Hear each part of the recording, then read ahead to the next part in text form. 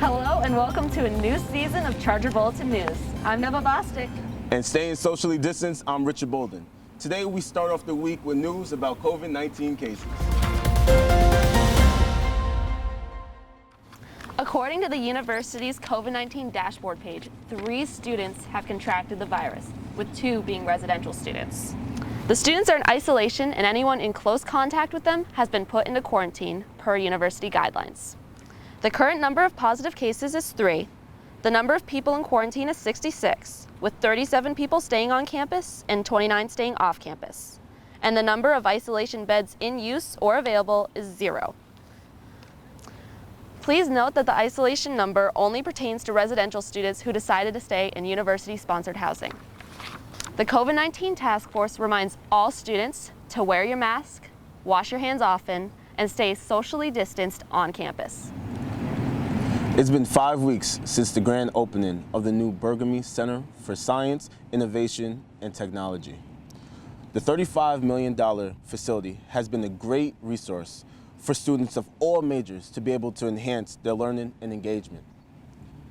And last week, officials for the center announced new operating hours.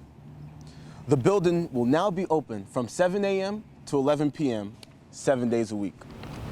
We'd like to introduce a new segment on Charger Bulletin News called On the Quad. Each week we'll get comments from the Charger community about different topics. This week, Asher and Emily asked the Charger community, how are you adjusting to campus life? Hi there. Today I am joined by Calvin Vasquez.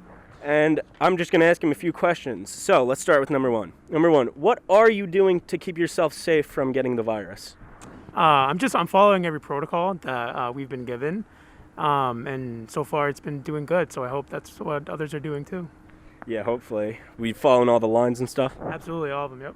Perfect. And now campus life has been a little bit put on hold, but we are still having events and some of that, like the plant, the Charger Plush. Which ones have you gone to or been at or helped at? Yeah, so actually for Welcome Week, I was in OL, so I volunteered in many of them. So I was at the plant and the plush, the stuff a horse thing, and they were all amazing events. Like we were glad to see a bunch of people there because we were afraid that not many people were going to show up, but we got a good showing. And campus life, it's different, but we're doing what we can with the best that we got. You know. That's perfect. And he was my OL, so I may be a bit biased here, but I think he was the best one. Sorry to all the others, but I didn't have you. And I just wanted to thank you very much for your time here today. And do you have any final remarks? No, thank you, though. All right. Thank you very much for the interview. So, campus life has been a little bit stunted because of COVID-19. How have you been handling it? How have you been enjoying campus life? I've actually been enjoying it despite the differences. I feel like they're doing a great job of still having a community, still trying to make events and pulling out for people just to still have that kind of community that freshmen are looking for. But so far it's been a great experience for me. That's great. And what are some of the precautions you're taking? Well, we have to wear masks inside and outside the dorm and campus. We can't have people in our dorms, but we can still hang out in the common rooms. So I mean, even though we're still taking these precautions, we're still having the college experience of hanging out with friends, meeting new people. So making sure to wash your hands? Yes, washing my hands, 100%. Wash my hands. Exactly. Thank you very much, Miss Sophie Mundaka. Sophie Mundaka. Thank you very much. I'm here with Mr. Moody, and today I'm going to be asking him 2 questions. Number 1, how have you been abiding by the precautions to make sure you don't get COVID? I wash my hands and I wear my mask. So I mean that's all you're supposed to do. So you just don't hug people, I guess. You'll be fine. I'm very lonely, so I don't hug people anyway, so I will be okay. And second question we got coming up here is, campus life has been a little bit stunted with all this, but there have been some events. Have you been to any of them? Yeah, I go to the movie nights. I remember those. Sometimes I play volleyball over here. But right now I've been trying to find a basketball court, but that's outlawed, so I've been trying to find things to do. So I just go to the rec center and work out and stuff like that. I should probably be doing that too. Well, thank you very much for your time, Mr. Moody. Travis. Yes. How are you currently doing with handling the COVID situation? What precautions are you taking? I'm currently just taking all the precautions that they've given us, washing our hands, using those antibacterial wipes, keeping our masks on when necessary, just trying to stay safe. Excellent. That's what we want to hear. And what about you, Marissa? Same. Same? Perfect. Now, campus life has been a little bit icky right now because not a lot of groups allowed and you have to wear masks, all that boring stuff, but hopefully you're abiding by it. What kind of campus life have you been doing? I've honestly been having a great experience on campus. I mean, with all the precautions, it's a little hard to, see people, but within the common rooms and outside, as long as it's not too cold, I'm still seeing my friends. Perfect. And Marissa? Yeah, I like the fun activities the campus is providing us. That's perfect. And just one last question. Campus life is still going on. Have you attended any specific events like the Build a Charger Bear workshop or the Plant Life? Yep, both of those. Nice. And what about you? Regretfully, I missed the plant one, but I was there for the Build a Charger Bear, so I'm very happy I didn't miss that. That is a good one. Thank you very much for your time. Travis? Thank you. Marissa? Thank you. Have a good one. Thanks, guys, and the Charger community. Thank you for your comments. Be on the lookout for the reporters on the quad for more campus topics. The university has launched a new undergrad major titled Esports and Gaming. The major is under the Pompeo College of Business, and features classes from University School of Health Sciences, Henry C. Lee College of Criminal Justice and Forensic Science, and the College of Arts and Sciences. It features 4 areas of concentration to provide a balance between management and gaming. The university is also developing a master's degree program in esports and technology, which will be the first in the country. The undergraduate major is now available for the fall 2020 semester. From TikTok to Emmys, Emily McDonough is here to talk about what's happening in entertainment. Thanks, Neva. TikTok may live to see another day. The app popular among Generation Z has accepted a deal to be purchased by Oracle and Walmart. President Trump approved the deal between Oracle, Walmart, and TikTok on Saturday the 19th. The Trump administration pushed back TikTok's ban from the App Store until the end of day on September 27th, when a deal will hopefully be final. Trump said, "I have given the deal my blessing. If they get it done, that's great. If they don't, that's okay too." Last week, Patti LaBelle and Gladys Knight battled it out in the increasingly popular Versus series. The iconic duo sang many hits such as Midnight Train to Georgia and Lady Marmalade. The artists showed nothing but love for each other and discussed a variety of topics throughout the live stream.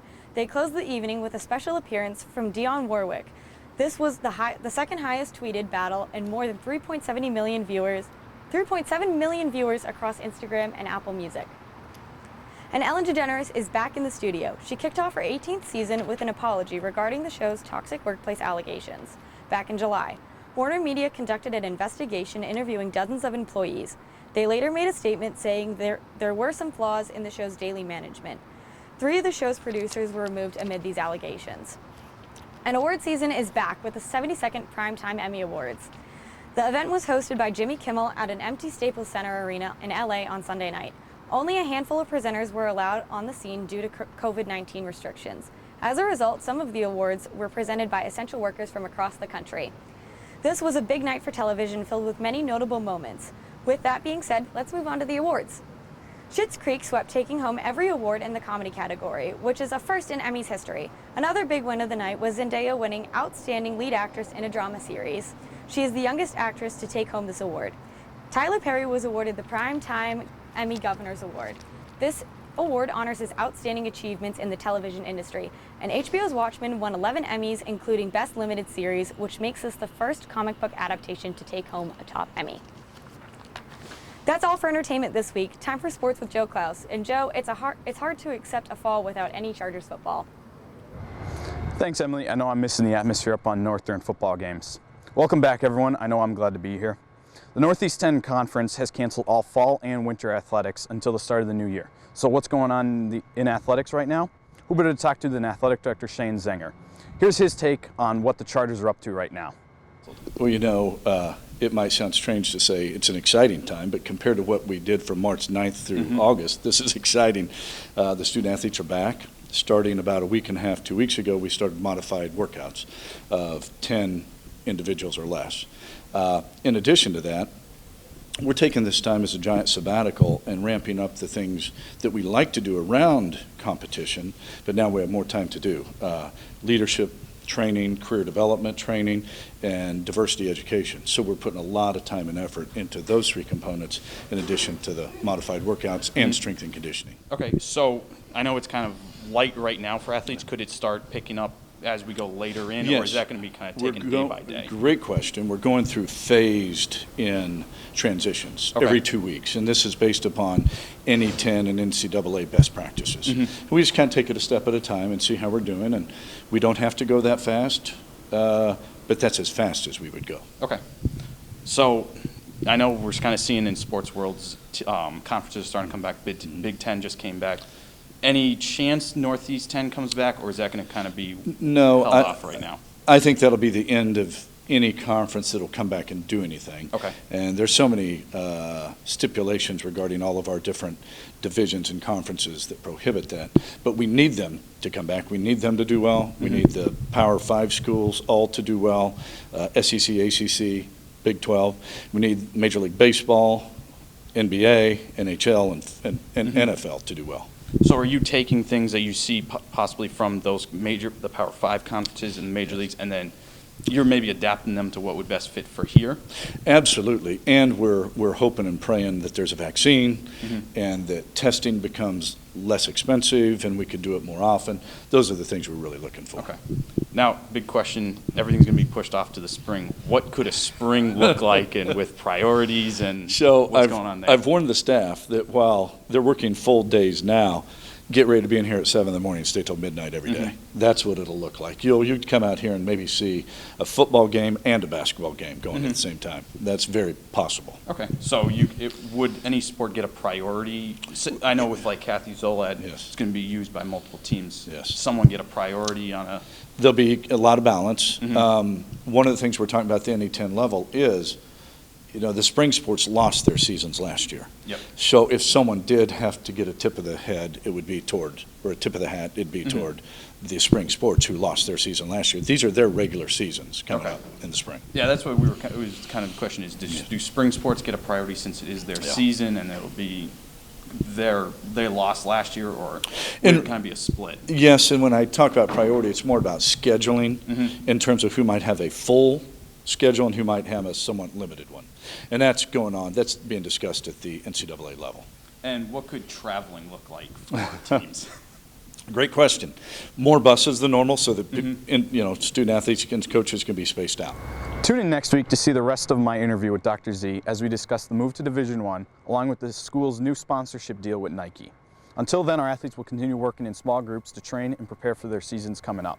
That's all we have for sports this week. Back to you, Richard and Neva. Thanks, Joe. Looking forward to that conversation coming up.